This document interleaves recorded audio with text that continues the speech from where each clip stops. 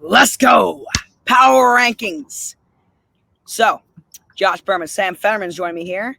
Michael's going to be joining us most of the season. But Sam filling in for Michael right now. Sam, what's up?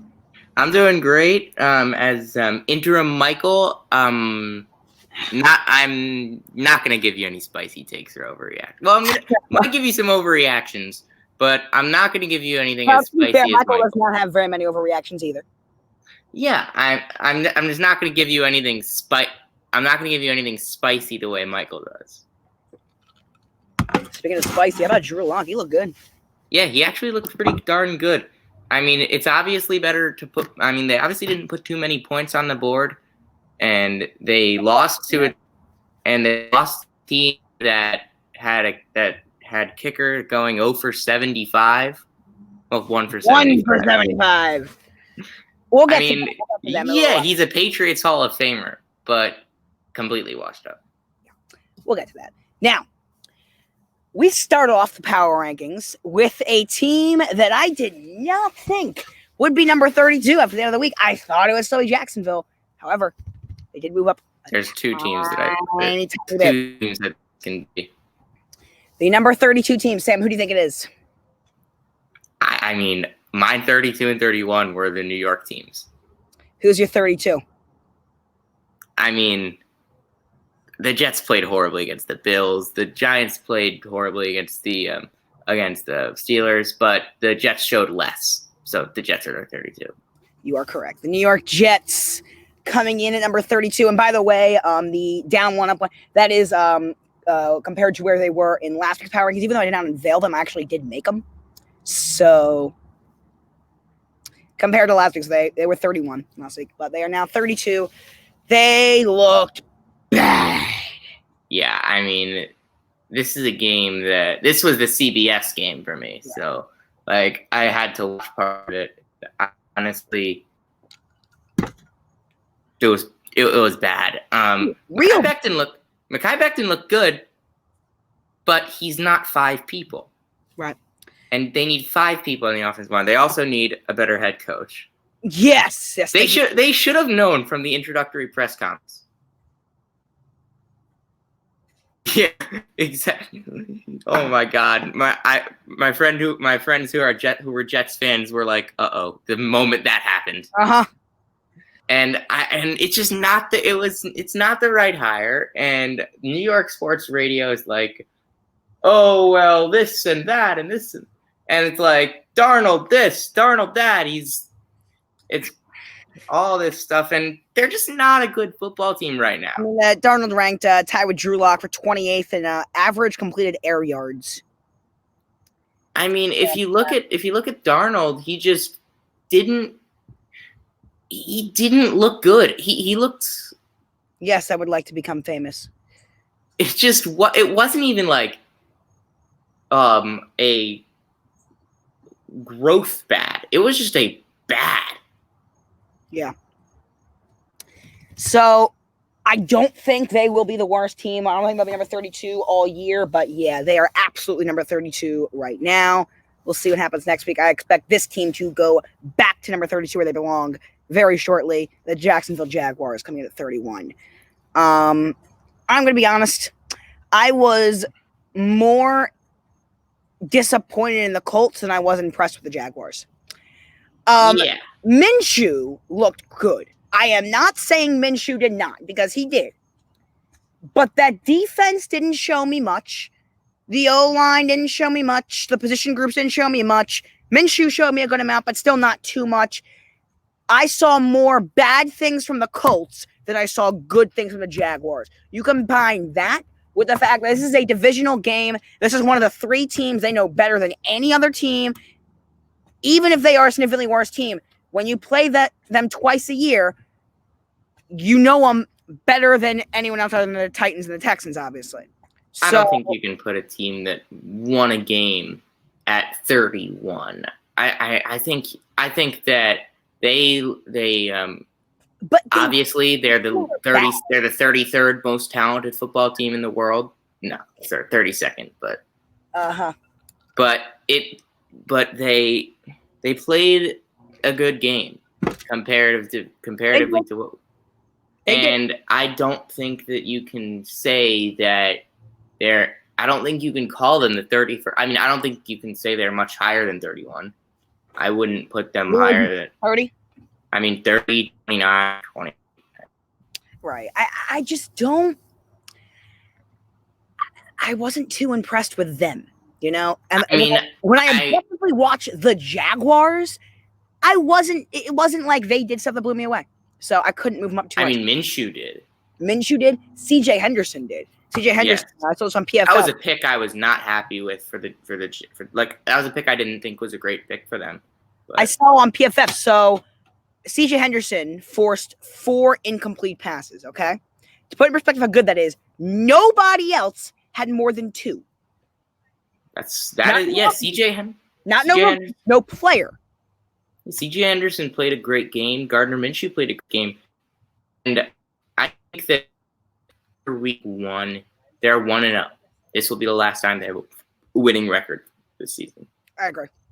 All right, now, so you said the Giants they're not here yet. They're not even number 30. You got Detroit's at number 30, and I'll tell you. So this team played a bad Bears team and blew a fourth quarter lead. And a big one, too. They blew a 23. They should have won that game. Yes, they did. They absolutely should have won that game. DeAndre Swift should have won them that game. But at the end of the day, they should not have been in that situation to begin with. They should not have let the Bears come back to begin with.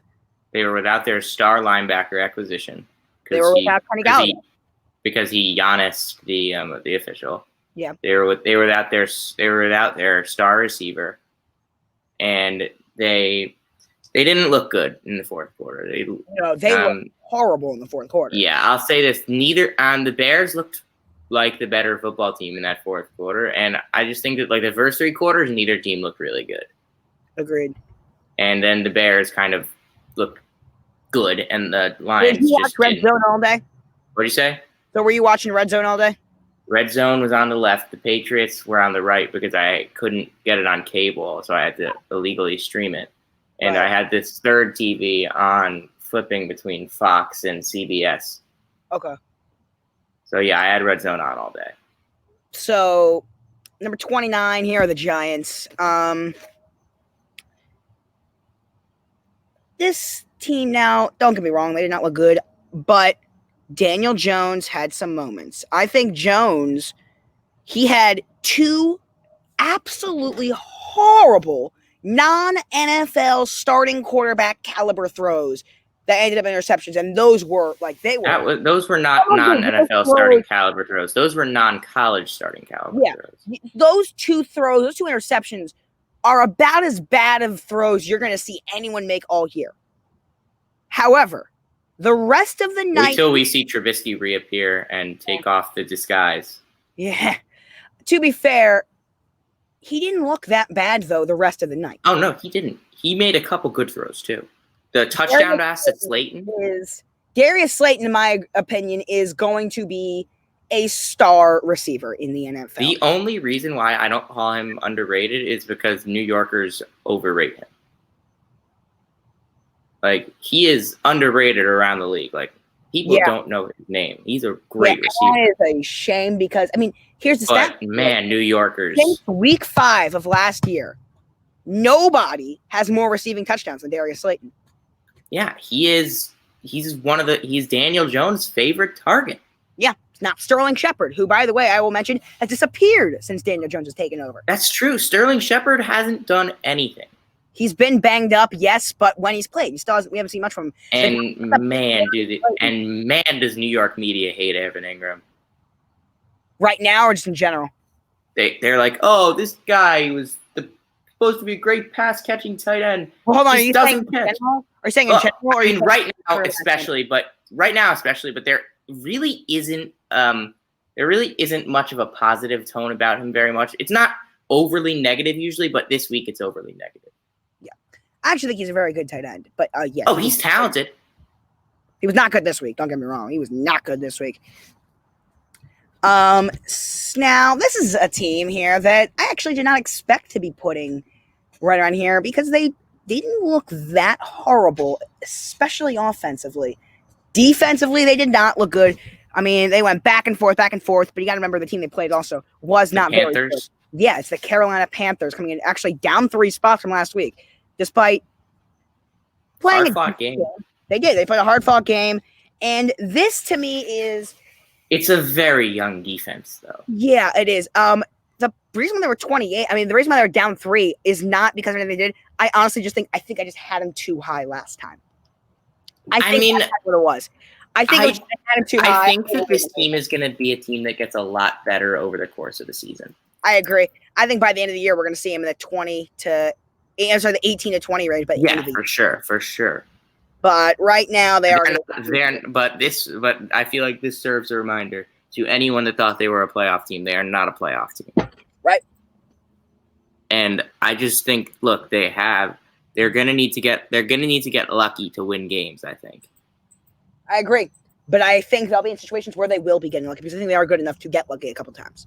Oh, yeah, they will get lucky a bunch of times. I want to clarify here, Sam. I want to make sure you say when you're talking get lucky, we're talking about beating good teams. We're not talking about beating the bad teams. Yeah, I'm talking about like they will end up with some lucky wins, not playing up to their best, but still coming out on top because of a couple. And I think they're capable of upsetting a Saints or a Bucs team. Yes, they are because they see them twice a year.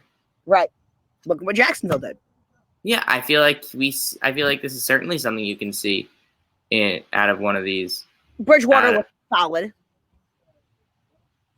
I mean, yeah, Bridgewater didn't look that bad. I don't think he looked really good. But he didn't look very bad either. Yeah, I mean, but what do you expect? It's Teddy Bridgewater. Right. I don't expect him to look great. I don't expect him to look horrible. I mean, Derek Brown wasn't good, the rookie. He was not. I mean, he 110th out of 112 interior defenders in PFF grade. Yeah. Wow. Like that bad, like really bad. To be fair, I am going to this year. I always am, but this year in particular, I'm going to be very slow to judge rookies this year if they get off to a slow start. I always am slow to judge a rookie off to a slow start, but this year in particular, all throughout the interior, it was not good. It was 72nd for Zach Kerr. Do you have PFF? No, it's somehow I can see these. 73rd for Kawan Short, 105th for Bravion Roy, and 110th for Derek Brown. Like, we need to pitch in to get PFF though. I agree. All right. Number 27. Who do you think it is? Cincinnati. Yeah. Come in same spot as last week. Cincinnati. Didn't do anything that looked horrible. Didn't do anything that looked great. Burrow did what he needed to do to get them in position to win. At the end of the day, though, they couldn't. Bullock missed that kick. You think he faked it? Potentially, considering he's off the injury report. Fair. I don't know. But Cincy has a very interesting game against Cleveland this week on Thursday night. Tomorrow night. Just think, like, it lets me see the grade. It just doesn't let me see, like, the breakdown of anything. Okay. Like, yeah, Burrow 22nd of 32 quarterbacks. Like, yeah, he wasn't mind-blowing, but he was Fourth good. quarter, though, he did some NFL, like, he showed those flashes that he needed to show. Yeah, I think he showed flashes, for sure. I think A.J. Green, as much as I've been doubting him about saying he's washed up, he looked good this week. He did. It got called back because it was OPI, to be fair, but he did make a great toe tap catch in the end zone that didn't count, but he made a great catch there that would have gave him the lead late. He had some great plays. Tyler Boyd looked very good. Mixon was all right. He wasn't all right. I mean, he was disappointing for me in fantasy, but like he looked all right though. Yeah, it's fantasy is more and more about getting in the end zone, and he just didn't. Yeah. Well, that Bengals team didn't. Yeah, exactly. All right, but this is another team I think we could see potentially in the 20 to 18 range, potentially. I don't think so. I don't think they're very good. I think they got some upside here because I think people forget. Like the Panthers, I think they could end up winning a couple games, like stealing a game. This is a team I could see potentially stealing a game against the Ravens. I really could. I mean, when I say steal a game, I don't mean beating. I mean the game they were the worst team. Oh, okay. Like in that specific game. Okay. Well, that I agree with. That's what I mean by getting lucky. Well, people don't realize it's about yes, the Bengals were the number one overall pick, but they were not the worst team in the league last year. This team was in 9 one-possession games. They just happened to lose all of them, but they were in 9 one-possession games last year more than any other team. No team was in more one-possession games than them. They just happened to go 0-9. This is not a team that's that far away from winning. They weren't. I mean, if they were behind those games, I don't think it would have been a really deserving playoff team, as there's a home run for AJ Pollock. But they weren't by no means the worst team in the league last year. Right. There were teams worse than them. I don't think they're that far away from being a 5 to 7 win team. I mean, I had them at 3 wins this year. I had them at 5, so I think solid. Someone said to me, "Oh, they should be." The Bengals fans said, "Oh, I think we're an 8-9 win team." I'm like, that's a little bit much. That's a little bit much. Like, if everything goes right, then I could see 8 wins. But will everything go right for a team that has a rookie quarterback? No, and a coach it never happened. It showed me absolutely nothing in Zach Taylor. Yeah, we haven't seen everything out of, like, they still have a defense that. Atkins did not play. He is out Thursday night as well. Yeah, I think that the Browns, it's a must win for the Browns. Yeah, I agree. They cannot go 0-2. And we'll get to Cleveland in a little while. Not yet, though. We have a couple. Not one more. We have a couple more. Who do you think is next, Sam? All right, I'm thinking. Vegas, Miami. Yep, Vegas. So Las Vegas Raiders here coming in number 26. Once again, they didn't show me much. They showed me that they are evenly matched against Carolina. Yeah, the guy on my show, Noah, told me before on Sam on Sunday, he said, "You know what? I have a feeling this is going to be just an incredible football game." Michael said that, and I did not agree. I mean, I had it being close. Michael had the game going to overtime. I'm like, really? It was just the only overtime game, and it very nearly did. It had more lead changes. That game had more lead changes than any game all of last year. Yeah, that game was a very good football game, and I was thinking about it, before the game when Noah mentioned to me that he thought it could be a great game. I'm like, there's nothing stopping it just because they're not good football teams doesn't mean they can't play a good football game. And they're very. They're in the conversation for game of the week last week. I think it probably was the game of the week. Might be. All right. Who do you think is number 25? It could be Atlanta. It could be, who was the team I said after I said Vegas? It could be Miami. It could be Cleveland. I'll tell you, it is one of those 3. Which one do you think it is? Miami. It is Miami. Coming down 3 spots from last week. Yeah, they didn't look good. They did not. Fitzpatrick didn't have many incompletions, but the ones he did were interceptions. Well, he only had 7 passes that hit the ground. Yeah, there were 3 picks. Right, that was the joke. But yeah, I know. He threw 3 interceptions. He was facing the best secondary in the league. But this is all. Whoa! That's not a Ravens fan stopping you. That's just I don't think they're number 1. From what they showed me, they are.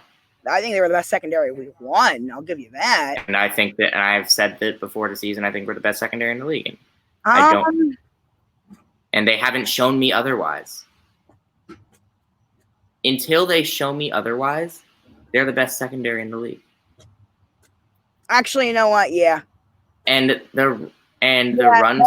Never mind. You're right. You could say, oh, without Chung, it's different. But look, the Chargers, they don't have Derwin James. We'll get to the Patriots in the wall. Let's talk about Miami here. But yeah, the Dolphins, they couldn't run the ball. More than anything else is that the guy they put the big carries on, not Jordan Howard, not Matt Breida, Myles Gaskin.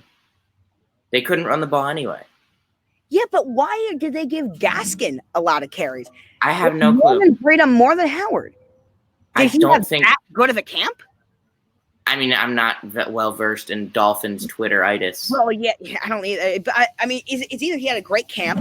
It's something maybe they Miles Gaskin, by the way, University of Washington.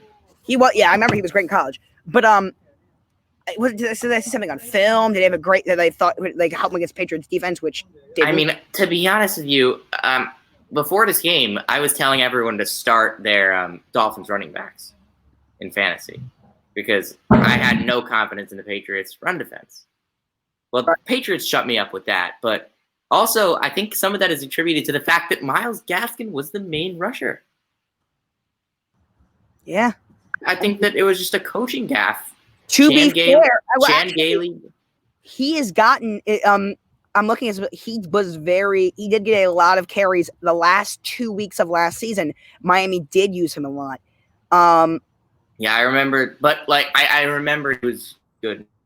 He was in week 17, but I just remembered that week 17 we had coverage last 39 snaps. Breida got 14. Jordan Howard got 9. Yeah, I noticed that there was like no Jordan Howard. He did score. Yeah, but just felt that the Dolphins need to utilize their assets better. And when Devontae Parker left the game, they really, nothing. I mean, like, Gaskin didn't look horrible. It's not like Gaskin looked bad. So I don't know. He didn't look horrible. He just it's just that I thought that the Patriots' run defense would be super exploitable. And then get into the Dolphins' defense. They looked like they'd never ever seen a mobile quarterback. Yeah, I was about to say they had no answer for Cam at all. Nothing. And I'm not saying Cam was bad or anything. Obviously, he wasn't. But it's not like Cam was great. Oh, he was. No, Cam was great. He didn't look unstoppable, but he was. No, but he read that game. Well, I told you that. I told you that before.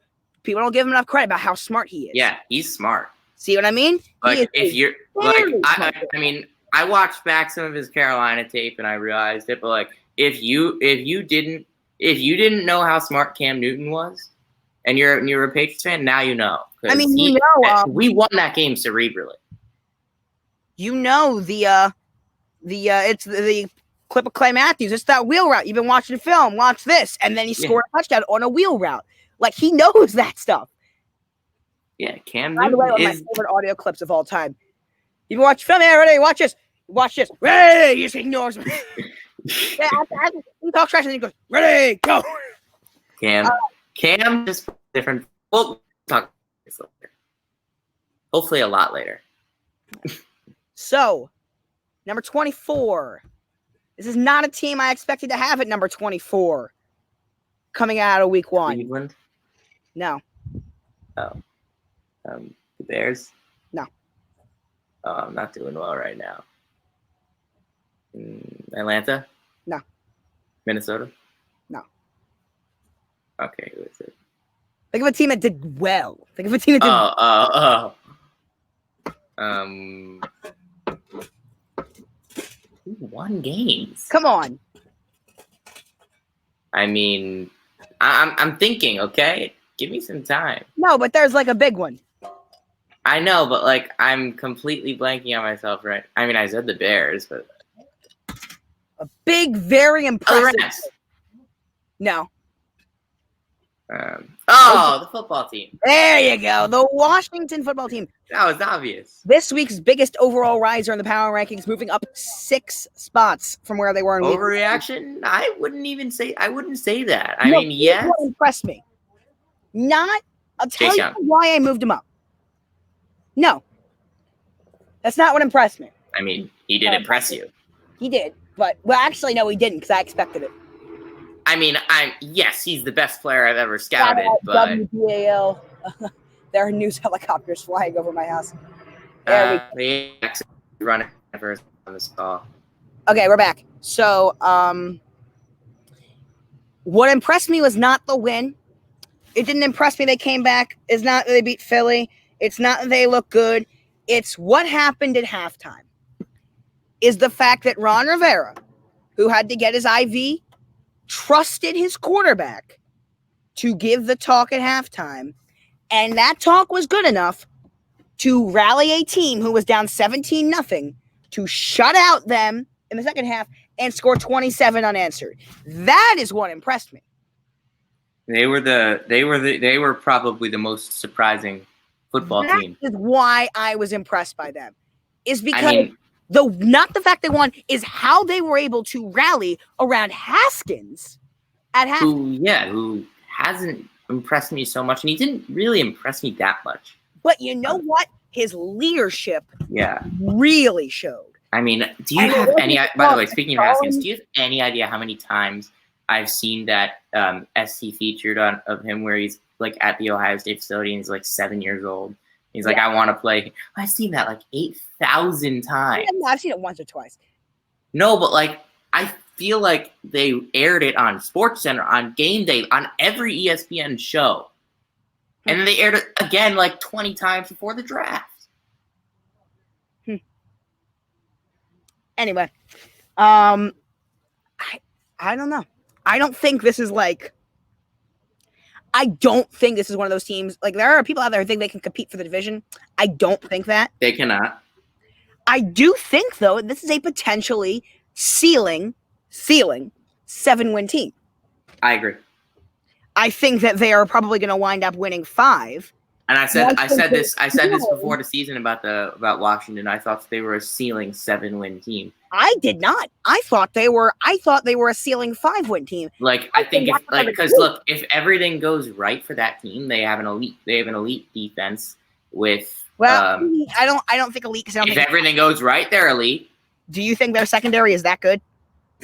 I don't. I just think their front 7 is. Their front 7 is.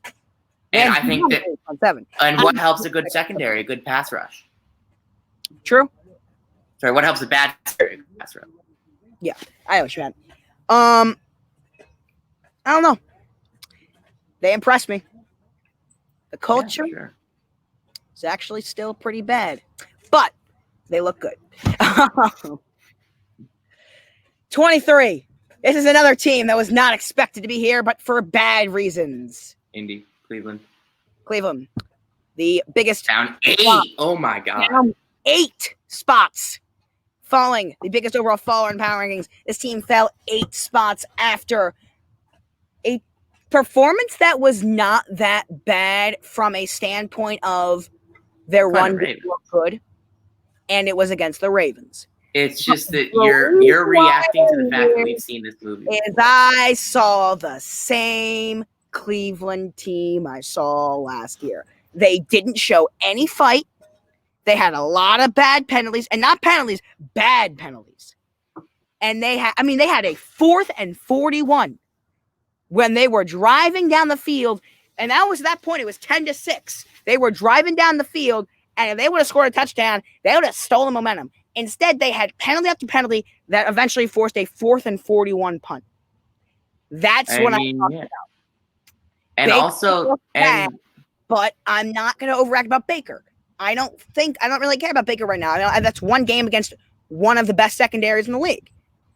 That's not. And also their defense didn't. I mean, obviously it's the Ravens, but without Joe Schobert, there's concerns. I don't know how much. I don't know what his PFF grade was. I didn't look at anything. In fact, look it up. Larry Ogunjobi. He was really good. If he was their number 1 defender of the week, I would not be shocked. He was good. I think he was like the number 1 ranked in. I think he had like a 91. Yeah, he was that good. I mean, he almost single-handedly stopped our run game. Yeah, 94.1. Yeah, I would. That sounds like. I get the full breakdown on him. Was he the overall defender? 94.6 run grade, number 1. And then 61.7 pass grade. So not horrible. He is an interior guy. He doesn't really need to pass. No, pass rush. I mean, he was a guy I spotlighted in the pregame. A guy that could do a potentially good game. The thing though, when you look at it, is they're not going to be the same team without Joe Schobert on defense. Do you think he's that big of a difference maker? Because I don't. I think that in this defense. I think that in the Browns defense it is. Yeah, but I didn't see. It didn't look like they missed him though. It wasn't like there wasn't a gaping hole there. In yes, fact, actually, it's not gaping. It just wasn't. It's just something that like comes to mind as like, oh right, they lost him. Like you'll notice it. It's not. You can point to Mark Andrews was a great game, but Mark Andrews also torched. For some reason, Joe Schobert always struggled against Mark Andrews more than other tight ends. Mark Andrews was a guy that he always struggled against. So yeah, I mean, Andrews the best tight end in that division. He used to face him twice a year. Now, do you believe I'm saying that? He's not overrated at all, Andrews, by the way. Oh, no, he's not. Thank you. He's a beast.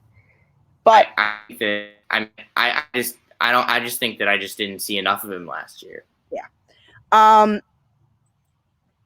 Cleveland, though, first of all, I want to make this very clear: the Odell trade rumors are not true. If they're true or not true, no, they're not.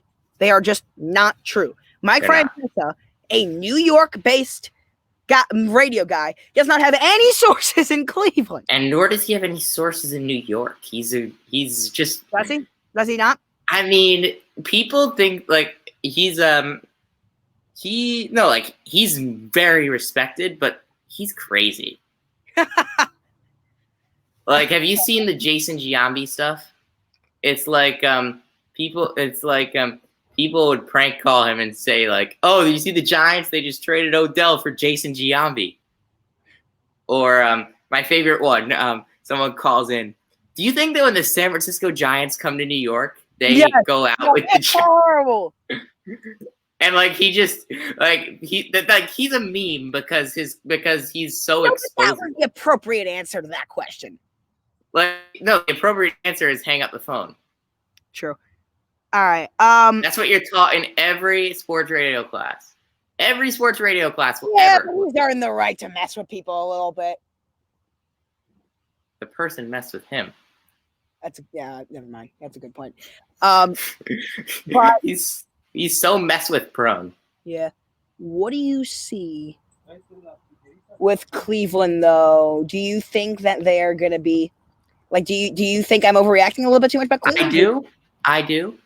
They did not look good. I'll say that. But I think that putting them down 8 spots after losing to who you will probably have as the number 1 team. Fair enough. Is not fair. Especially it's the same thing that we saw last year. Yeah. But they're also more experienced, and we'll see what they do against a team that is that they're better than. Well, I do not like. They played down to competition last year. Right. Now here's the thing, though. Tomorrow night is going to be a huge game for them. I agree. But yeah, that was the thing with Cleveland. It was like, it's not that they lost 38-6. It's the way they lost 38-6 is the reason why they're so much further down. If they got blown out because they're just not as good, it would have been one thing. But they look like the same Browns team. All right. They just didn't look good. All right, let's move on. Number 22. Who do you think 22 is? Moving up. Here's your hint. They're moving up 2 spots. Moving up 2 spots to 22. I know you're high on the Chargers, so it's probably not them. Yeah, definitely. Didn't you have the Rams really low? They are moving up more than 2 spots. Okay. Yes, did have them low. Did you have this team? This is not like a team that did something that incredible. Honestly, the Bears. What? Bears? Yeah. They did do something incredible though. They had a quarterback named Mitchell Trubisky that actually played a good football game. He played a great football game. Oh yeah. Like really impressive football game. I mean, yes, there were a couple of throws there that were bad. There were some bad reads, bad decisions that I am not going to give them a pass. But man, they should not have won that football game. They should not have won. To win the game. And did they deserve to win? No. But did Trubisky do everything that he needed to do to give the Bears the win? Yes. I never would have thought that they would be getting lucky on defense to win the game. That throw to Anthony Miller was a strike. Oh my God. Anthony Miller, by the way, I think he might have been the number 1 receiver. He is the number 1 receiver. No, the PFF number 1 receiver of the week. Oh. Or Thielen number 1. I don't know. I mean, it's because Thielen had a much higher run blocking grade. Mhm. The receiving grade 9.8, middle 87.9, pretty darn good. Yeah. But he played in the slot. 25 of his 27 snaps were in the slot. So I think. I don't know about you. Hold on. Actually, this is big for me. Okay. Latest COVID numbers via the NFL. Number 6 to 12. The league conducted 40,479 tests. There were 2 positive tests among players and 5 among personnel. There were 40,400. I just can't get over the amount of people that the amount of tests that they're doing. Well, they have to do that many. I know, but I just can't get over the fact that they actually have that many people. Yeah. That's why I said it was so tough. That's why I said it was impossible to do a bubble, because you have to do that many tests. And that's why I thought that it was going to be completely impossible to do a season. Right. The NFL is absolutely killing it right now because they actually played 16 football games. Yeah. And it looks like we're on our way. I always tell people, I say week 1, I'm not worried about. Week 2 is what I'm worried about. We are on pace for week 2. Now, week 3, though. It's fair. Yeah. Every week you're going to have to take in its own. What happens if someone does a Miami Marlins and goes out to the bar? What happens if someone does a St. Louis Cardinals and goes to the casino? What happens when a quarterback gets it?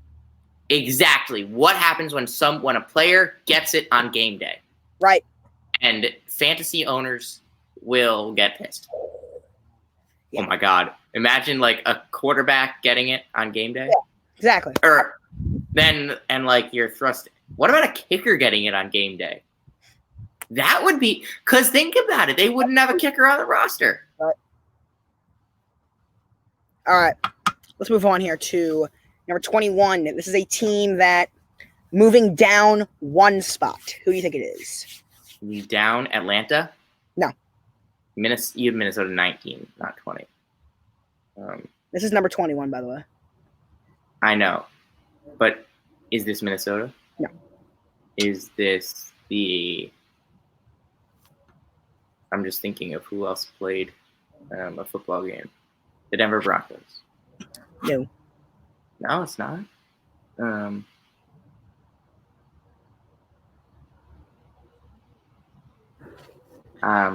on, Sam. You can think of this. Who is it? This might take you a little while just because they're so random.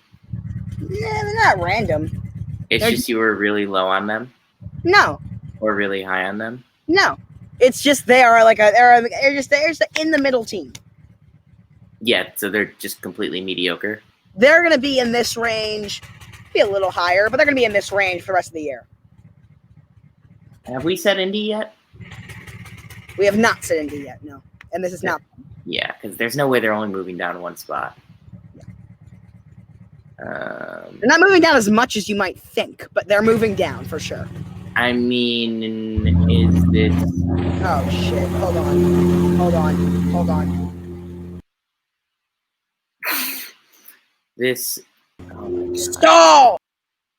Okay, I will stall, and I will give you the wide receiver PFF grades for some guys.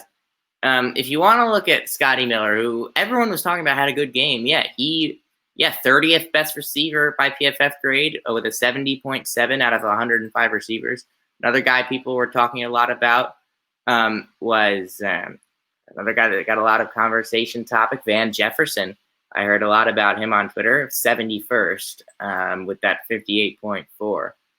You look at some teams, Nelson Aguilar had a touchdown, and he had, 78.4 grade. This doesn't give me what his ranking was. Henry Rose looked really, I'll give him that, or maybe he didn't, 61st out of 105. Terry McLaurin had, I think, a decent amount of fantasy points, 43rd out of 105 in PFF grade. And just there, and Devontae Adams. 8th. How was he 8th, man? That guy was amazing. Hopkins, what was he? 12th? Really? 12th? That guy was amazing. He became the first player since Anquan Bolden to have 10 plus receptions and 150 plus yards in his debut with a new team. By the way, that's a fact. Yeah, Darius Slayton's probably going to be up there. He was great. Yeah, 16th. He was great. Allen Robinson, obviously. And we're all good. How do you start with me there? Okay. All 21. right. What do you think it is? Mediocre. Right, just do it. Houston Texans. Ooh. They played the Ravens this week. I'd expect them to be a little higher. Like, I just guess I didn't realize that you had them at 20. Yeah. Play the GM Ravens. rankings, they're number 32. Yeah. Play the Ravens this week, 425. Kevin Harlan on the call. Excited. The last time he was on the call for a Ravens game, he is Houdini.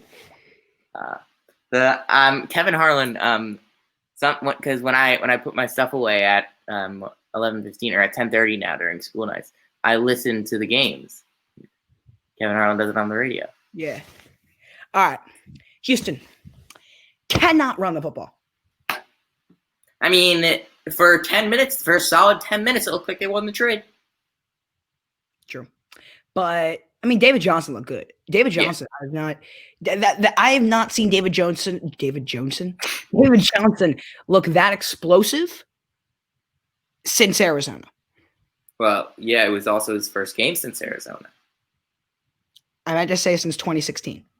Yes, your point was clear. I don't know. I just.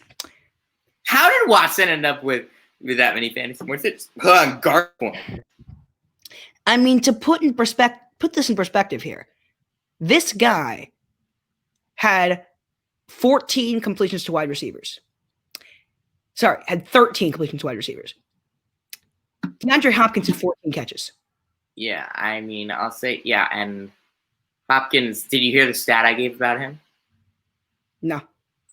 It was the first player since Anquan Bolden to have 10 receptions, 150 yards or more in his first game with a new team. That was with us, right? I'm 99.99% sure. I think it was. No, it might have been with San Fran. Well, what? Well, it wouldn't be San Fran, would it? I think it might have been. Let me just check. Yeah, it was San Francisco. Damn it! Come on, Anquan. Yeah, he didn't have a 1,000-yard season with you guys, but he was bookended by thousands. That's interesting. But not Arizona, not San Fran. He retired as a Raven. Detroit Lion. Yeah, he was in Detroit for a year. Remember that? Oh my God, I remember that too. That was weird. All right, Houston. I don't really have much else to say about him. Honestly, I just want to look at Jordan Aiken's PFF grade. All right. I feel like that's a name that I maybe heard 4 times before the game, and he was on the field a lot, and he played, and I think he played well. Yeah. Yeah, 9th out of 65 tight ends, 73.2. That well? Yeah, maybe it's just that not very many tight ends played as well as he did. I don't always love PFF's grades though. Well, they're not perfect. No. They're not perfect, but they're the closest thing we have to it. I wish Next Gen Stats did player grades because I think they'd be better. Yes, they're going to in the future for sure. Oh yeah. Because I'm looking at the evolution of that stuff in baseball at StatCast. Mm-hmm. There are StatCast just so many great metrics that you can use there. Yeah. But football, there's just so many more measuring points, and being a good player is harder to quantify in football. Yeah. Now, Next Gen Stats is going to put PFF out of business within 10 years.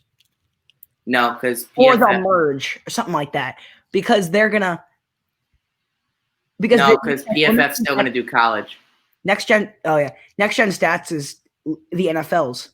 Yes, so. Exactly. StatCast completely wiped out any tracking competition and that stuff. I mean, but they do still use PitchFX. I'm pretty sure they use PitchFX. StatCast uses it. Let's move on here.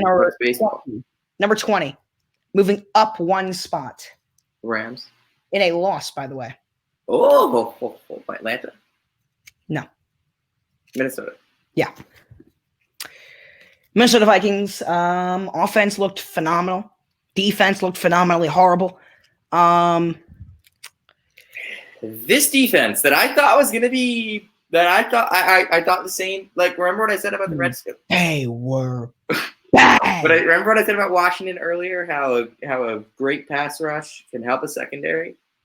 They didn't have a great pass rush this game, even though they should. Danielle Hunter's on the IR, so. Yeah, and Ngakoue said, Bakhtiari beat me. He shit. He was like, dude, I can't make any excuses, but he was in camp. That's an excuse, right? Okay, that's stupid, but yeah, Minnesota is gonna be. It's gonna be a long year for them. I don't think so. I think that they can figure it out. I think they'll figure it out. You do? I mean, Zimmer's a great coach. Their offense looked great. It's amazing how good of a coach I do think Zimmer is, despite the fact that I consistently hate on his team. Look, I think that once they end up getting they have a great head football coach. Great coach. Once Hunter gets back, I have a feeling they'll want to extend. Not extend. They'll want to get some secondary help. And is there anyone out? Oh no, they have safeties. They need corners. They're just fine with safeties. I'll say that. Mm-hmm. I mean, not in this one, but I mean, it was mostly on the corners for this game, and also they really couldn't get to be fair, they had how many rookies at corner? I don't know. 2, 3. A lot more than you should. Right. And you're playing Devontae Adams in your first career game. It's just not Marquez Valdez-Scantling and Alan Lazard. That's played really well. Valdez-Scantling played really well. All right, let's move on to a team here, moving up 4 spots. This has to be a win then. Yeah. The Rams? Yeah. The LA Rams here, moving up. You were low on the Rams. I was. And they impressed me. The Rams are not so yes, they're a different team than the one that went to the Super Bowl. Yeah. But they still have the best player on that team. They still have the head coach. And they still and look, they now have Jalen Ramsey, and they have a very good. By the way, did not have a great game. No, he did not. They had a very very talented football team. Their division is so. Yes, that's true, but I don't think that means they're in power rankings. You can't take divisions into account. I don't think they're as talented as you think. I mean, I'm not saying they're not talented at all, because they are. And I think this is a team that last year was Minnesota. I feel like we're going to understand just how big of an impact Gurley had, even when he was hurt. Yeah. And that I feel like that's going to be the case, but I feel like Goff is going to be I feel like Goff is going to start. Despite the fact I hate on the Rams, I actually like Goff. I think he's solid. Yes, Goff is overpaid, but you have to overpay in this league, right? I don't think now. Look, the Rams are not going to win the Super Bowl like we all thought they were, right? But they're not going to. They're not going to go down in football games without a fight. Right, I agree with that. They're going to be one of the peskiest football teams in the league. I think they're going to be the best 5-11 team in NFL history or something like that. Yeah, I mean, if they're 5-11, they are either ravaged with injuries or the 2019 Cincinnati Bengals. Right, but way better.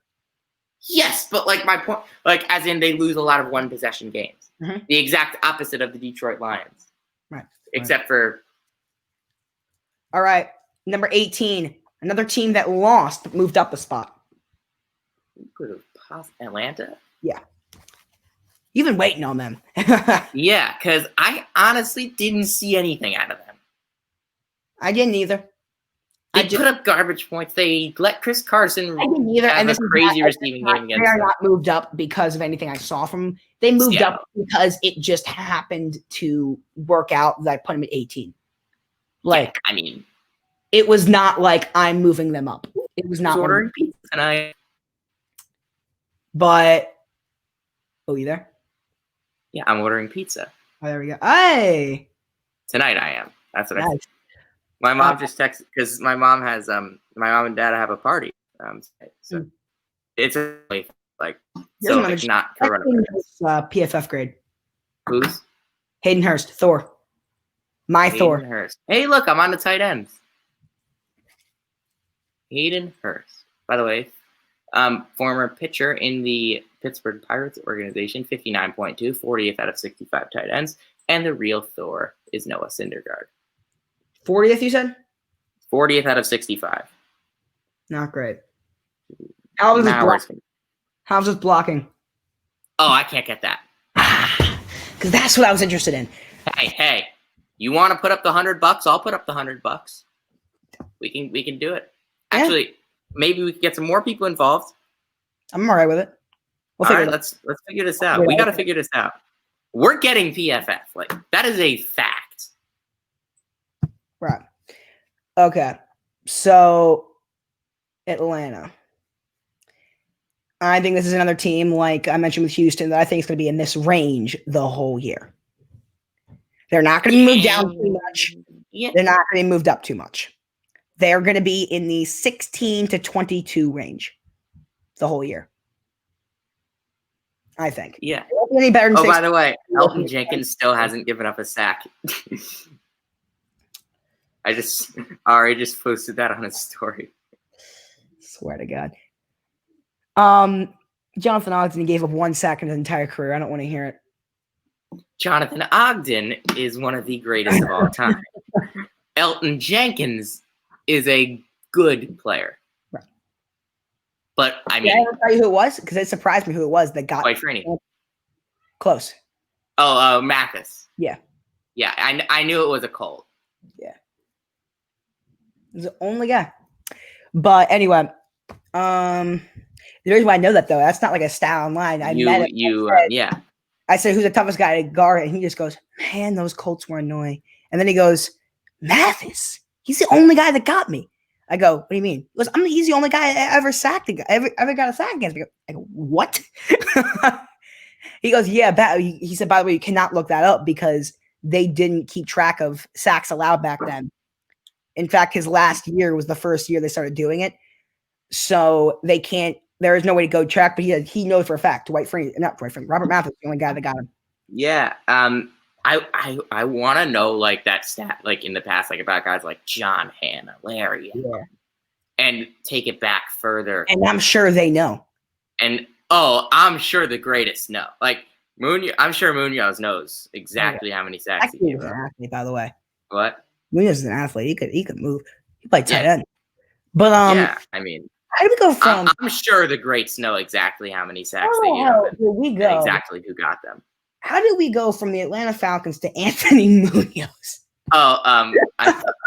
Ari posted about Elton Jenkins on his story. So. All right, let's move on to number 17 in Josh's power rankings, which is the other team. Won. Who did you say? Okay, I thought it was going to be the Colts, and then you just said they won. Actually, sorry, they lost, but no, it's not the Colts. Another team that lost, but actually moved up a spot for no reason other than the fact that they just wound up a spot higher. So 17. And this would be the. I'm just thinking of teams that lost football games over the weekend. The Denver Broncos. I don't see them at 17. I see them in the 20s. I like that. The reason why I need to see more. People don't get it, but the only reason why I have not been hyping up Denver the entire offseason is because Michael's been doing it for me just to a much higher degree.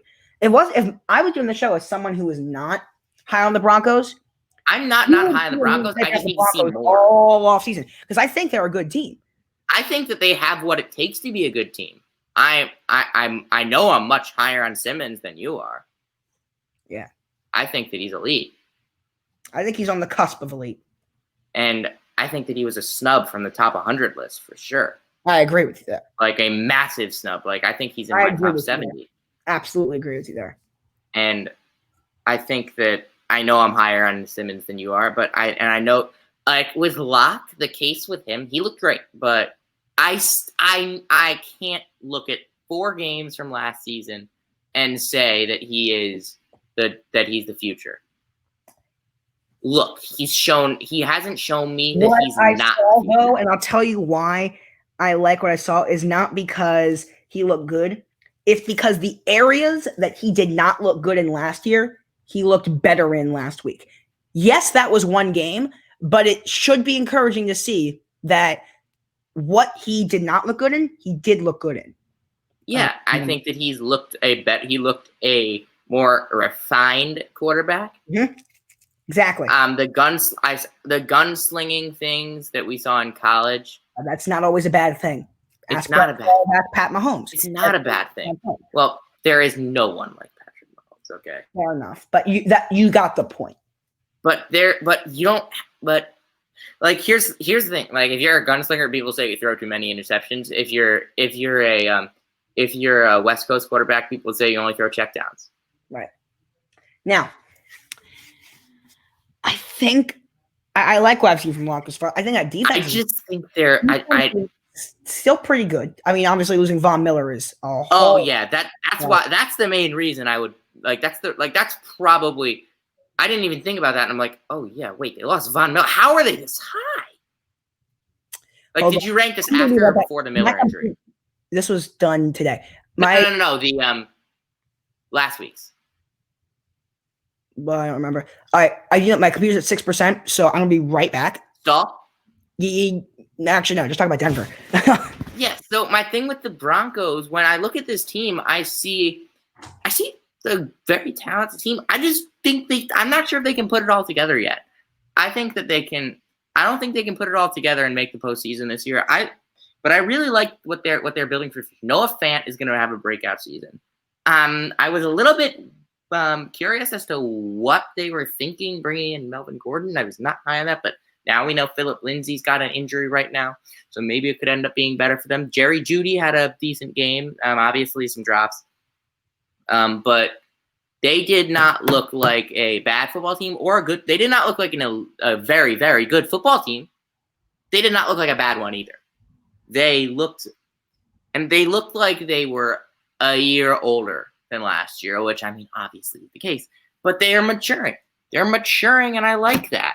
However, it is one game. And you cannot build so much up for one football game. I know I'm saying the word football a lot. But if you take a look at – there are a lot of teams that have had a great week one and then fizzled out. And they lost. Remember, this team lost. They didn't win. They're taking strides in a loss.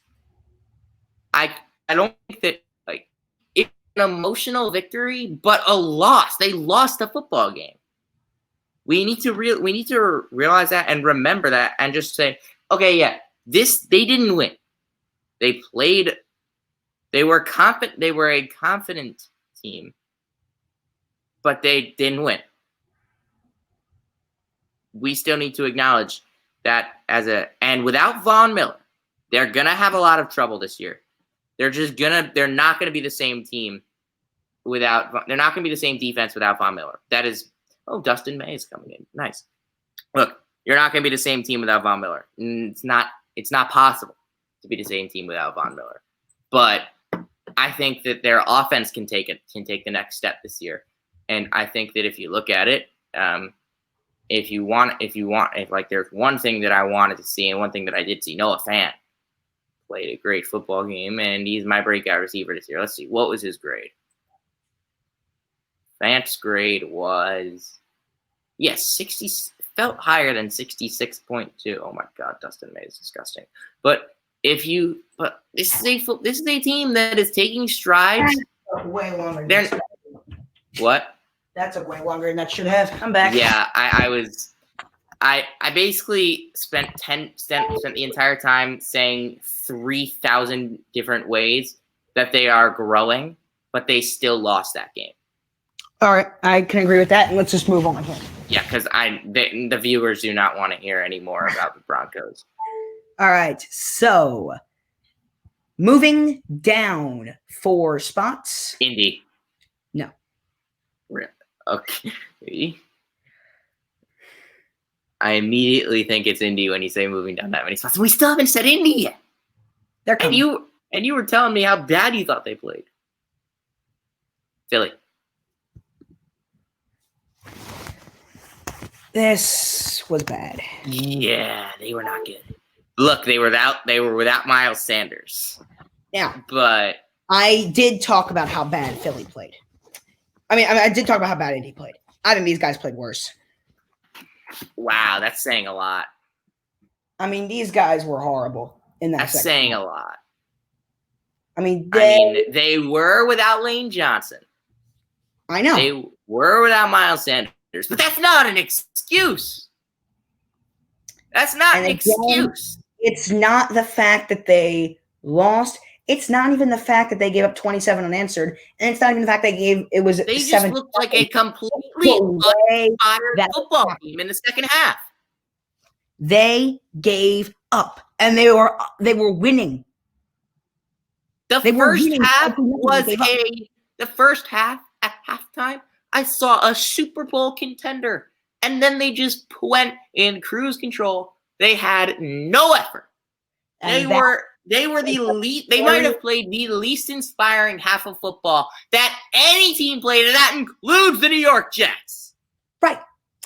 And that should scare Eagles fans more than anything else. Is not that they lost, not that they lost 27, not that they gave up 27 in a row, not the fact they blew a 17-point lead, not that's because we're against a Washington football team, because they gave up and they were winning 17-0. They had all the momentum. And the Washington coach wasn't in the halftime speech for them. I mean, a second-year quarterback gave a halftime speech and then proceeded to come back and score 27 unanswered on you. With Peyton Barber as your running back. Yeah. By the way, Antonio Gibson fan. I told you Antonio Gibson was not going to be as much as people thought. Yeah, I know. That's the best prediction of week 1. All that. What was mine? What was mine? My best prediction. It was either that or the Ravens would go really pass heavy. What was my best prediction? I got nothing. I can't think of what my best prediction was. All right. Was I don't remember, but it was a fantasy decision that I made. And I don't remember what it was, but I know it was like a really good one. Wow, we're talking fancy. I told people to start Josh Jacobs. Why wouldn't you? Good point. But what is also scary now, you got an injury-prone quarterback with a bad offensive line, and next week they play Aaron Donald. Do you start Nate Sudfeld next week for the Eagles? For precautionary reasons. I'm sure if they were like not a good team, I would actually consider that. Yeah, me too. And I'm sure Eagles fans everywhere would be like, "Oh, that's a great move. We support you in every way. Good job." Not burn down the city in pain and anger. No, not at all. No, they don't burn down the city in pain and anger. They burn down the city in celebration. True. They did. You know who burns down the city in anger? That's Vancouver. Oh, yeah. Even I know about that. All right. Twice. Yeah. All right. Down 4 after a long. There you go. Man, I've been waiting on them for like 8 spots. You have been. This will look bad, and the only reason why they're not lower, and I'll explain why, is... What, do you also think Phillip Rivers is somehow the 9th best quarterback? No, but I think that if you take away the quarterback position, and the quarterback position magically went away, the Colts are a top 5 NFL team. If we're talking about... if they have Andrew Luck... No, I'm saying, like, quarterbacks aside, I think they have one of the most complete rosters in the league without a good quarterback. If they have a franchise guy, Andrew Luck, any franchise quarterback... Well, no, I think Super Bowl caliber. Andrew Luck would be like a top 6 quarterback. I think the Colts, if they saw Andrew Luck, they would be one of the biggest Super Bowl candidates. In fact, they very well could have been my Super Bowl pick this year. They wouldn't have Jonathan Taylor if they still had Andrew Luck, probably. Good point. But no, still. I mean, who knows how far it's going to fall? Who knows? They might have reached out for him in the first round. Not traded DeForest Buckner. Sure. Not traded for DeForest Buckner. But they wouldn't have had the 13th pick either to trade for DeForest Buckner. Anyway. But look, Quentin Nelson, what was his grade? I actually have no idea if he played well or not. He's Quentin Nelson. I honestly don't care. He's fine. I just assume he played well. I mean, like, why wouldn't you assume that he played well? He's literally a top 5 player in football. When we get to San Francisco, we're going to talk about a certain offensive lineman. Oh, yeah. By the way, not yet. Yeah, I didn't think so. Yeah, Quentin Nelson, 77 grade. And by the way, the shoulders on him in the PFF screenshot are so broad. I've been looking at these tight ends, these receivers, and then, oh my God, I click on an offensive lineman. All right. Indy, again, see what you got next week.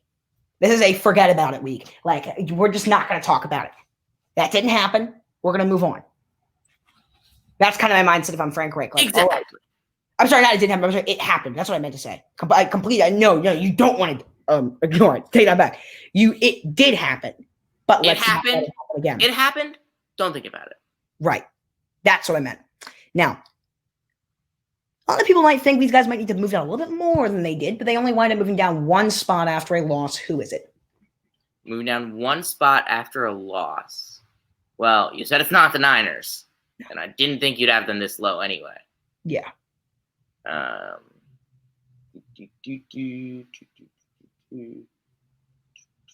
Who lost? Wait, have you still not said the Chargers yet? I have not said the Chargers yet. I know they won, but what? I'm just thinking. Dallas. Is this Dallas? You're a lot lower on Dallas than other people. What? You're lower on Dallas than other people. I am. And I don't think Ezekiel Elliott played really well, but I mean, I wasn't worried. And I'm going to make this very clear. This ranking has nothing to do with their offense and everything to do with their very overrated defense. Yeah, no. Who calls that? Why does anyone think it's a very good defense? It's not. It's a Cowboys. It's a decent defense. I think they have a below average defense. I mean, decent is anywhere from slightly below to slightly above. I'm going to say bottom 12. Yeah, I mean, I don't think it's bottom 10. I think it's probably in that average to slightly below range. By the way, that's with Byron Jones. I don't think Byron Jones is a shutdown corner. I think that he's a freak athlete. He's a great corner. He's a freak athlete. He's a freak athlete, not a shutdown corner. He makes plays with athleticism, not with coverage skills. He did shut him down a good amount, though. He's pretty good. Yes, but he makes his plays with athleticism, not coverage skills. At the end of the day, though, if you do it, you do it. Yes, but I think that it's less transferable. True. I think that it's harder to be consistent. True. His career is going to end a lot shorter. Yeah, and that's why I think that contract was so bad. Not because they paid him so much. Yes, because it's paid for, but also because they paid him for 5 years. One injury and he's gone. 5 years from now, gone. Toast. Yeah. Toast. I'm looking at us and by the way, if you just want to realize how short a career cycle is in the NFL, a 27-year-old got a 7-year contract in the NHL yesterday. And I'm like, okay, the term's just a little bit long. And it's not even one of them. It's not even a superstar. It's a very good player, not a star though. Okay. But he's one of the more underrated stars because he does the thing that he's basically the offensive lineman of hockey, defensive defenseman. Mm-hmm. Okay. But my point with this is the Dallas Cowboys. They have a team that they have so much talent offensively, and they've got a decent amount of defensive talent. I mean, they have 2 great linebackers and another good linebacker. What? One of them's on the IR. I know, and you know what? They Jerry McCoy as well is not anymore. Oh, this is going to be interesting to see how they play this season. I think they're still a playoff team. They should be. I don't think we can even after week 1 that any team is not a playoff team that you had in the playoffs unless they had their best player get hurt. Agreed. And that did not happen to any team. So let's move on here. Number 13, up one spot after a win. Arizona. No. Chargers. They're there. God, that is high. I know. I am well aware. I have them in the 18-19 range. I really like what they got. By the way, what was your Tyrod Taylor stat? The most aggressive quarterback. I cringe just thinking about that. The most aggressive quarterback in week 1, Tyrod Taylor. I cringe just thinking about that. How is that a thing?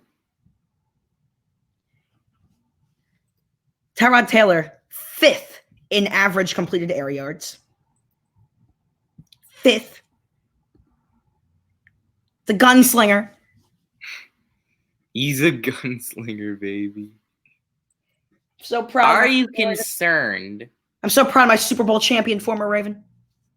Are you concerned about Austin Eckler in fantasy? No, I don't understand. This is a guy who gets primarily catches. Almost his entire production is based off catches, and this guy had a career high in carries. I understand he did not do much with those carries. Now, here's the cause for concern that I think is a little bit overhyped. Now, you look at Phillip Rivers, when he gets in trouble, he checks it down. Tyrod Taylor, when he gets in trouble, he'll run.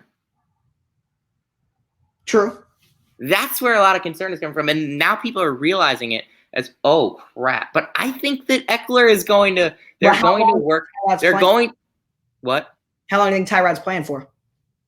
I mean, as long as they're. I mean, if they're winning, he's playing. Right. If he's playing well, he's playing. They're not risking anything with Justin. Well, they are risking everything by having him be the most aggressive quarterback in football. But like they're not going to risk Justin Herbert. They're not going to risk having a guy that could be star, but he also could be Mitchell Trubisky. Will he? No, but could he? Certainly.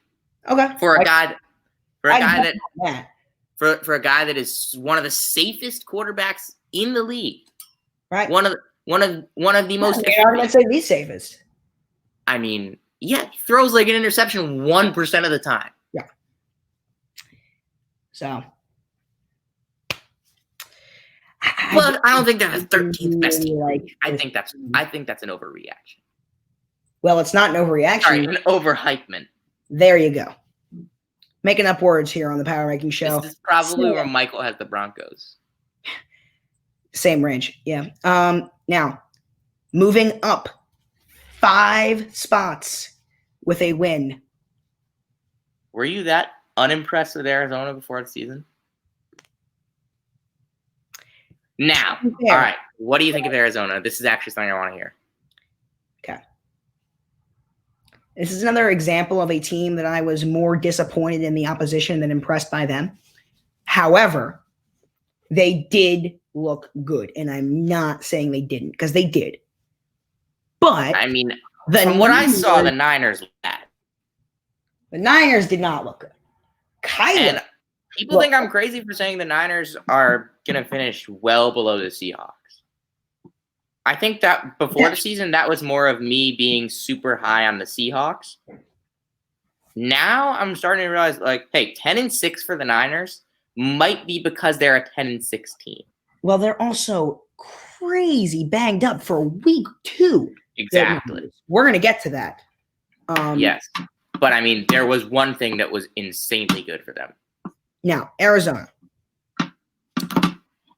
They had a couple of things I did not like for them in the penalties. That car is moving. Oh, God. Okay. Anyway. It's not faster than Andy Isabella. Nice. But UMass's product. I wanted to draft him.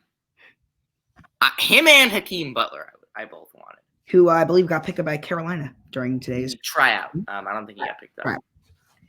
But someone should pick him up. By the way, he's better than Mohamed Sanu for sure. Yeah, I agree. And then I would have picked him up for the Niners instead of Sanu. Okay, now, so Arizona, though, I like what I saw from him. I'm not And now I've always been low on Kyler ever since he came out. I have been the guy. I said Kyler was going to be a bust when he came out. I didn't like what I saw. I didn't think he would translate. His rookie year, his entire rookie year for me was slowly but surely saying, okay, this guy is solid. Now I can admit that the guy's a solid quarterback. Now I want to see, is he a franchise guy?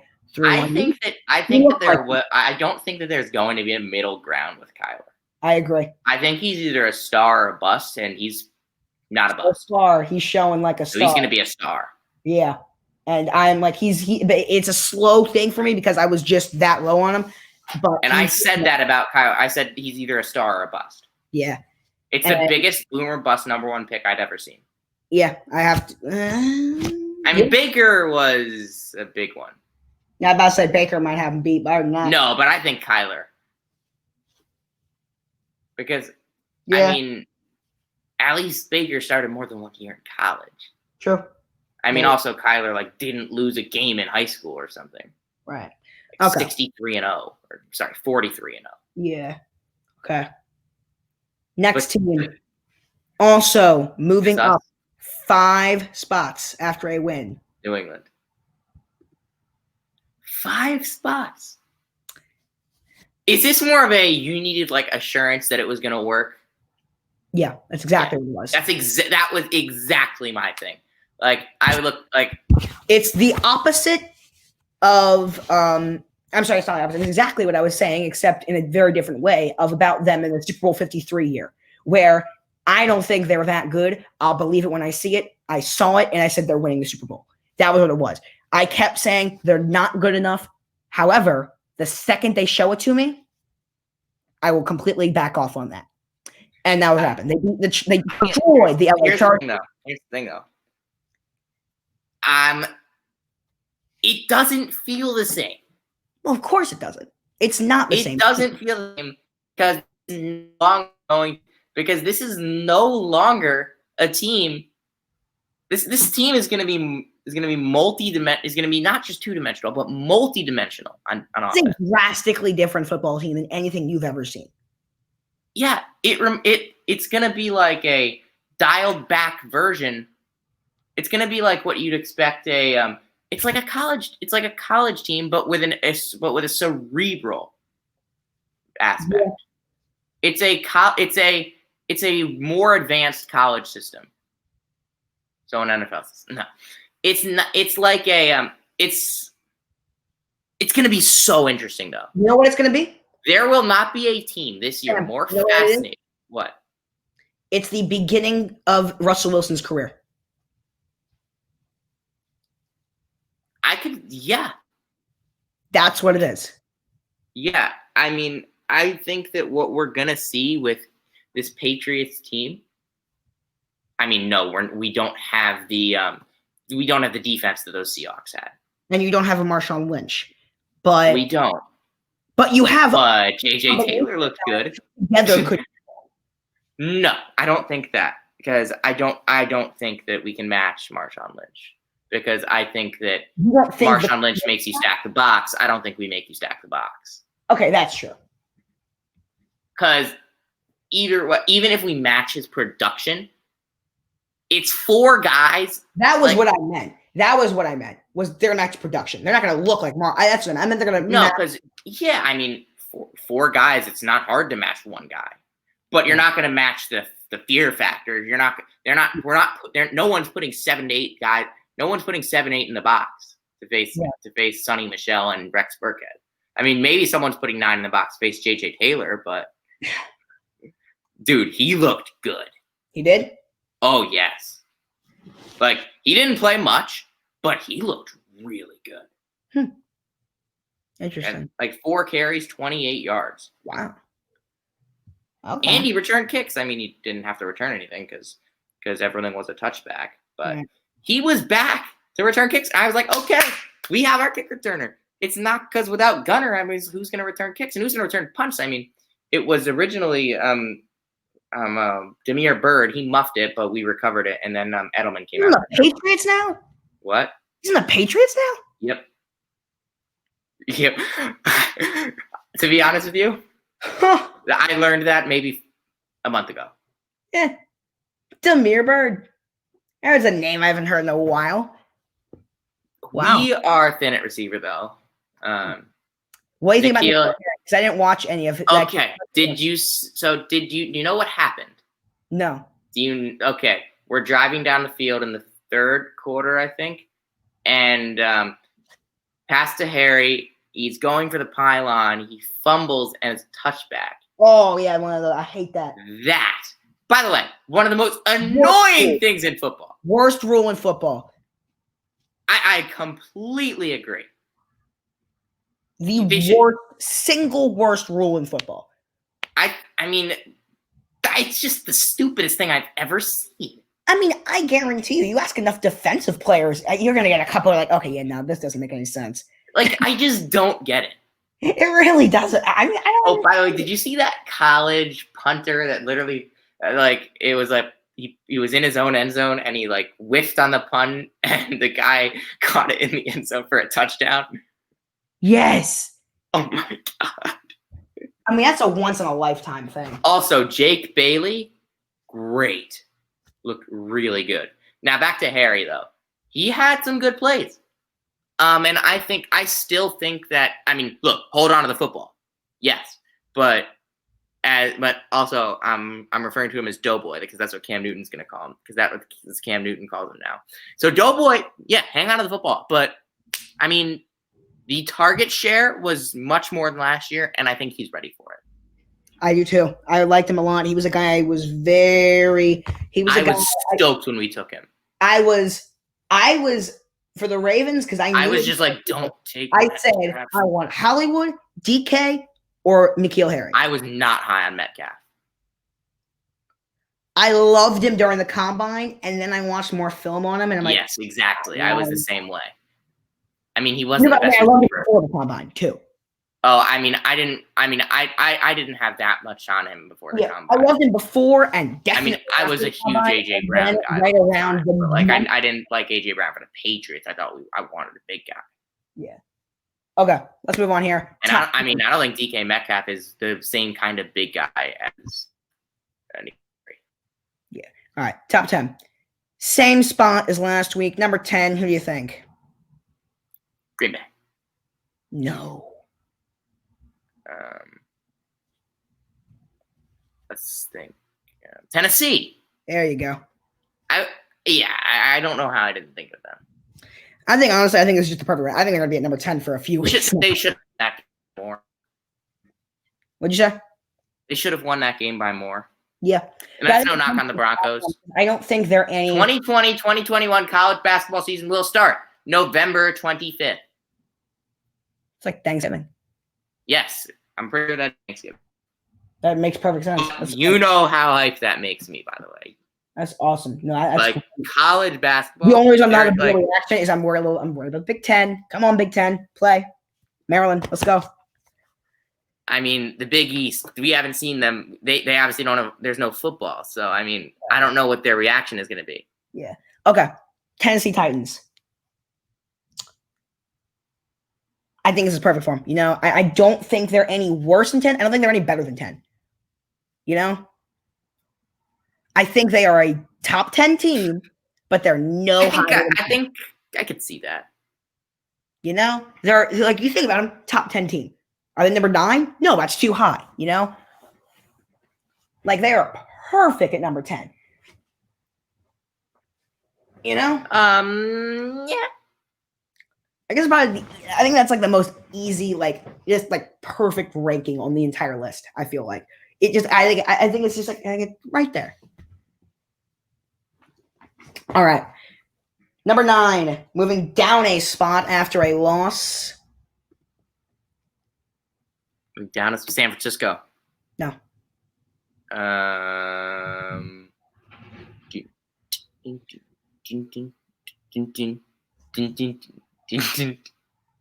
Oh, come on. You don't know the Kahoot music? I know what it is. I'm just confused why you're doing it.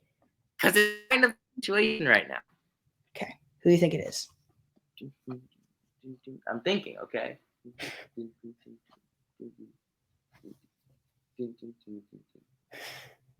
Steelers won. Ravens won.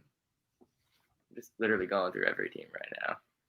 Yeah, come on, Sam. This is a team. You got to get this team pretty quickly. Come on. Wait, so they lost, you're saying, right? Yeah. Okay, this is gonna be. Oh! It's my man. They did not look good. I do not have them in my top 10. I didn't have them in my top 10. I mean, I think that they will be a top 10 team by the end. I don't think they're a top 10 team right now. I think you need more than a camp. I think you need more than a camp for a team with this many new pieces to look. They're patched up. Godwin's in the concussion protocol, by the way. So yes, this is a patchwork. This entire team is a patchwork. Agreed. By the way, Gronk looked bad. I didn't even see him. Exactly. He didn't do anything. Exactly. He looked bad. He did nothing. Nothing. Brady, we've all heard at this point. Is he washed up? I mean, look, I'll never believe it.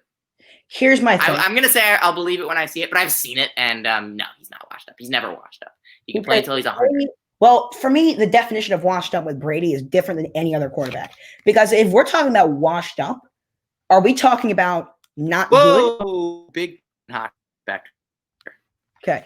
Are we talking about not good, or are we talking about not the same player? Because if we're talking about not the same player, he is absolutely washed up. If we're talking not good, he is not washed up. Exactly. He could be a good quarterback at 60, okay? Yeah, he is it's still all good. Cerebral. He's still good. He's just not Tom Brady. But he is still by all means a good quarterback. What? Yeah. His entire game is cerebral. Right. And that's why the Cam Newton thing made so much sense, because you can't go from a cerebral quarterback to a non-cerebral quarterback swiftly. Right. I mean, look at the Broncos after Peyton Manning. Right. And I still don't think they have a cerebral quarterback. I don't think Locke's very, very hard. Not yet. That does all right. Yes, they're obviously he's not smart yet, but that doesn't mean being not smart doesn't mean you can't be smart. I don't think Vic Fangio is the right coach for him. No. But with Tampa, the defense, we knew it wasn't good. To warn people. I don't when Brady signed there, people were like, "Oh my God, they have these young up and coming." No, they don't. They have a great offense. Yeah. Their defense. They have a very talented offense. That doesn't mean they're great. I think they will be. I think they just need a couple weeks.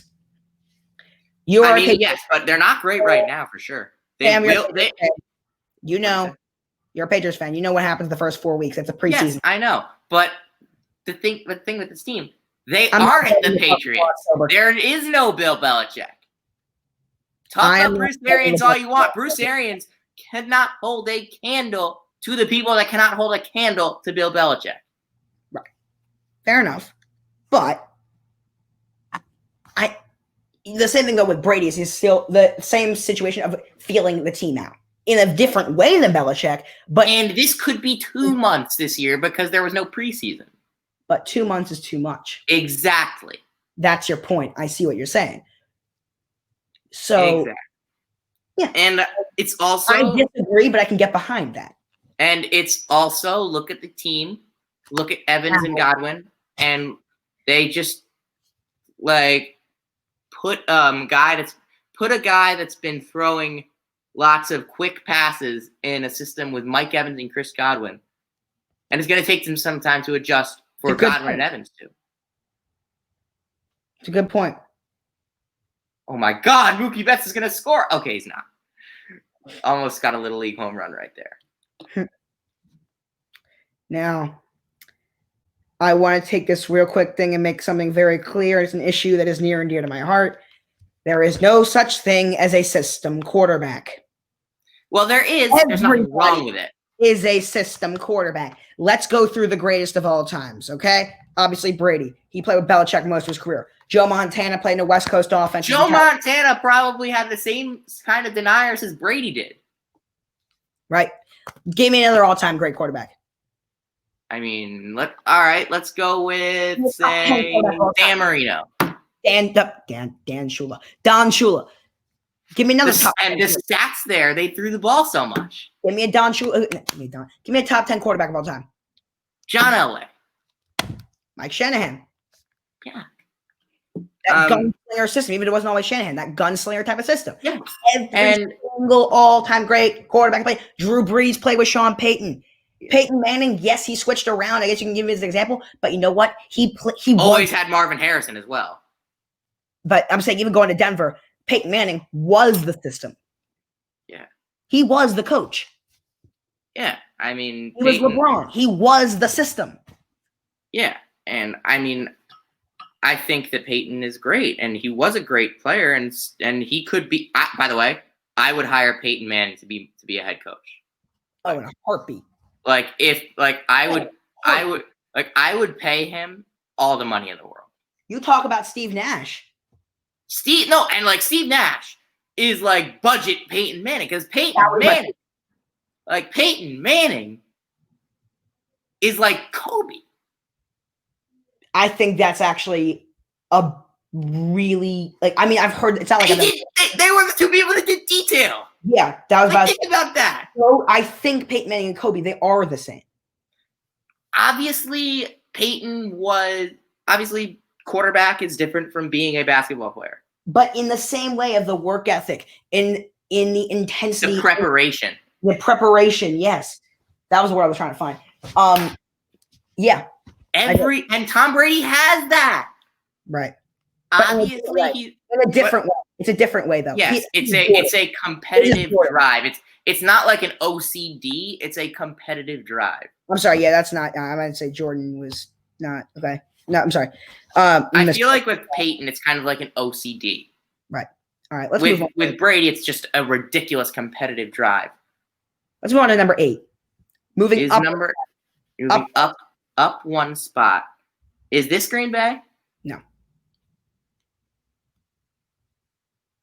All right, let's think of who it could be.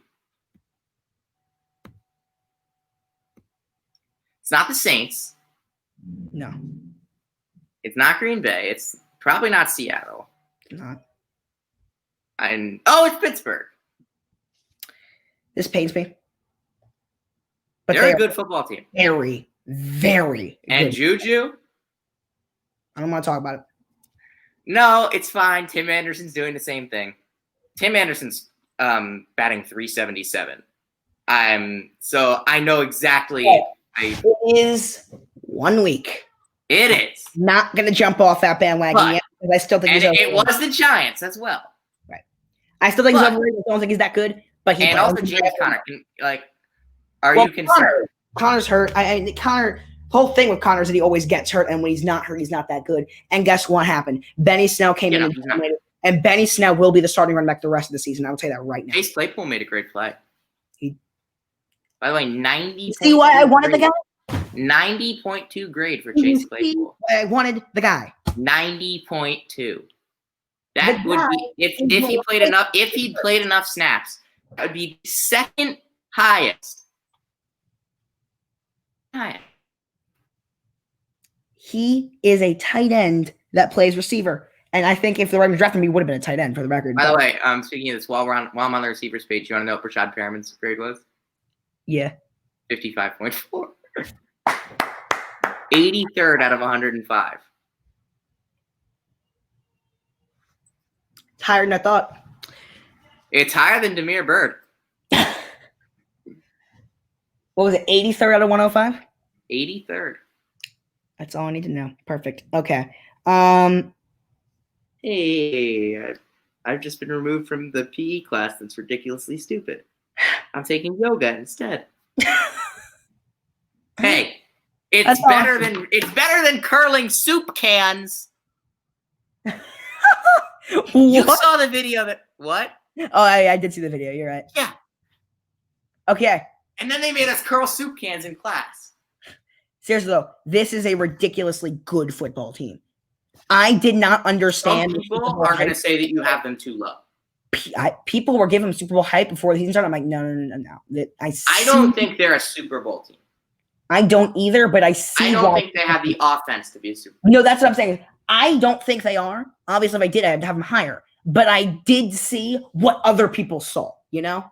They have the top-end talent offensively, and they have the Castro. They've always had the high-end talent. Just this. Yes, exactly. Except this time around, they're not going to be Except this time around, even though they're probably not going to be able to score 42 points on Jacksonville, they're not giving up 45. Right. Exactly. By the way, that was the last playoff game they played in. Yeah. It just doesn't feel right. Yeah, it does. Because I've been rubbing it in Steelers fans' faces ever since. No, but like for me, because like the Steelers are always like, oh, it's the Steelers. They're like they have that mystique about them to me. Exactly. As like they're that like ever since because also they beat us like in 18. Sure. All right, let's move on here. Number 7, down a spot after a loss. Oh, Sanford. Yeah. Trent Williams though. Woo! He's back. You think? I'm now regretting the fact that I didn't have him on my All-Pro team. Yeah, for real though. I mean, that was ridiculous. Only Andrew Whitworth had a higher grade on the offensive line. I mean, if I'm Jordan Hicks, that's an immediate retirement. I mean, I'm just like, I'm done. Goodbye. I'm Vontae Davising. I'm going off the field now. Yeah, Trent Williams is back. Dude had like the Washington football team absolutely butchered him. But he's still insane. Now, Jimmy Garoppolo, I'm a little concerned. Garoppolo is still good. People need to stop. No. I don't think he's bad. I just think that he missed a couple throws. That's fair. I'm just a little concerned that they don't have Emmanuel Sanders this year. And Brandon Ayuk and Deebo Samuel are injured. Are they going to be the same when they come back? And they don't have Sanders and Kittle's now got a toe problem. They're so banged up. Are they going to be the same team? That's the problem. They're so banged up, and it's week 1.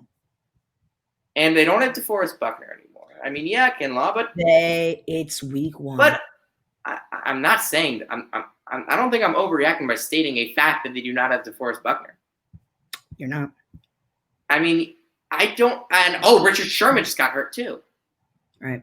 He's on the so this team, whoever's playing next couple weeks, I think the Jets play them next week, so it's a win.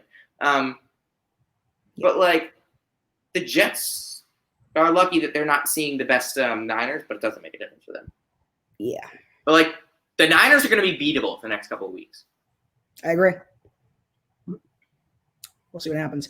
Number 6 in a win, and this is the only reason, by the way, number 6 and number 5, the only reason why they both moved down a spot, and it's simply because there was a team that moved up. All right, is this team Green Bay, Seattle? Is it? It's not going to be Baltimore. No. Your top 3 is your top. Like I know it's not Baltimore, or Kansas City. Right. It's probably. Is it New Orleans? No. Is it Seattle? No. And so then the only other 2 would be Green Bay. And I'm thinking. Because the team you're thinking Buffalo! of. There it is. The Buffalo Bills. They were my number 7, I think.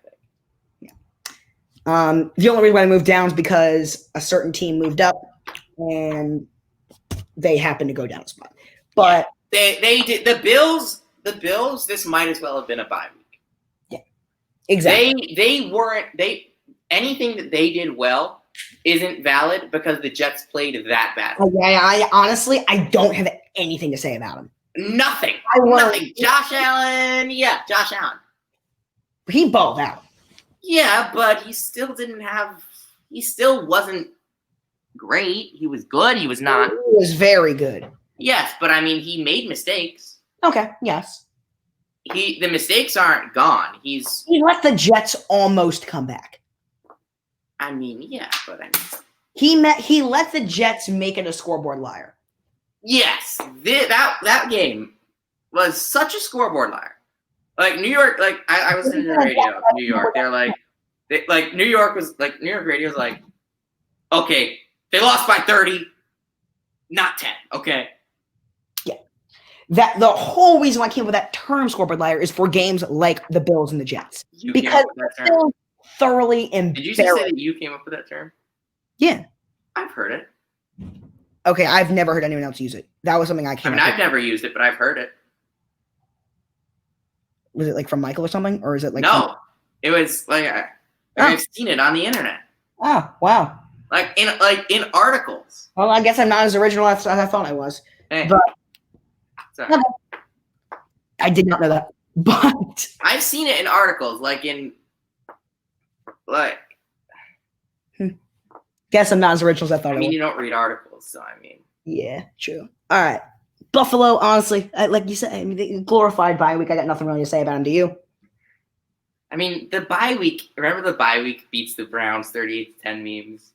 Those are some of my favorite memes. That ball is into the gap for Will Smith. All right, just go. Number 5, down a spot for no reason other than there's a team that moved up. Seattle, Green Bay. What? Green Bay. No. Seattle? No. New Orleans. Yes. And again, for the they exposed the Bucs. No, they didn't, because I expected that from Tampa. That's exactly what I expected to happen. No, but they were the ones doing it. That's true. But that game went. The exposing of the Bucs happened to be against the Saints. But out over something that I expected. Don't tell me that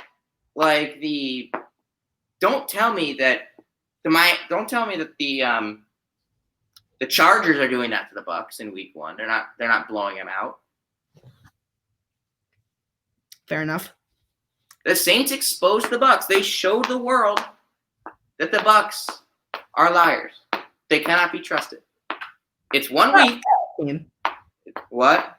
The Bucs are a playoff team. Oh yes, I have them going 10-6. Okay, I'm just making sure on that one. I have them going 10-6. Do you remember that year where the Bucs beat the Saints on opening weekend? Man, Fitzpatrick, 48-40. And then the Saints won 12 in a row. Yep. The Saints, I feel like the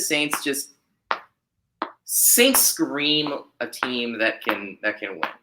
They do, but they've been screaming that for years. It's the boy who cried wolf. Yeah. Everything about this team screams Super Bowl champion. But you know what? That's what they've been screaming for 3 years. Hey, maybe it's actually here this year. Do I think it is? No. But do I? But that's the reason why I can't have many higher. I mean, okay, I'm fine with that, but I don't think they're better. I don't think they're worse than the Packers. I don't think so either. But again, I don't care. I've seen this. Packers are 4, by the way, right?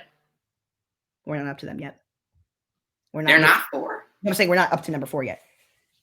But what do you have to say about the Saints that hasn't already? Who's number 4, Sam? The Green Bay Packers. How'd you know? Because there is no way they're better than any of the teams in the top 3. Yeah. They moved up 3. They impressed you that much? Yeah. Rodgers impressed me that much. Yeah, the defense didn't. Not at all. This is supposed to be a good defense. It is. This is a team that had an elite defense last year. Yo, 34 points. Yeah. I don't think the thing was, I don't think that was a thing about I think the Vikings offense played well. Though. I think it was one of those. The Vikings offense played well enough, though. Vikings have a good offense. Right. That's why I can't. But, I don't think you put them up 3. I also felt like they were too low before. I mean, they're probably better than the Bills. I think they'll be back down to 5 or 6 next week. Who do they play? I have no idea. But that was just like. Actually, don't. Yeah, who did it? They play Detroit. Okay. Oh, week 3 is the Saints. That's going to be big. That'll be when they move down. Well, what if they win? Then they'll stay where they are. Maybe they'll move up if they win, probably. Yeah. Well, they'll probably move down to 5 next week. Yeah. And then they'll move up if they win. Yeah. By the way, do you think they crack top 3 if they beat the Saints? It depends what the number 3 team. Okay, I want to see how you have these teams ranked. At number 3, do you have Seattle? Yes. Yeah. I mean, I have them 1 for the sake of I think they're winning the Super Bowl. But I'm fine with you having them anywhere in the top 3. There were some people saying this isn't a playoff team. Who has said that? A lot of people. I have not seen that at all. Where have you seen it? A lot of people. TikTok, I have not. Twitter, everywhere. Wow. I really have not seen that. That's insane. All right, let me send you someone saying it. All right. But this is a great team. I mean, they look like a great team. Russell Wilson, through 1 week, is the MVP.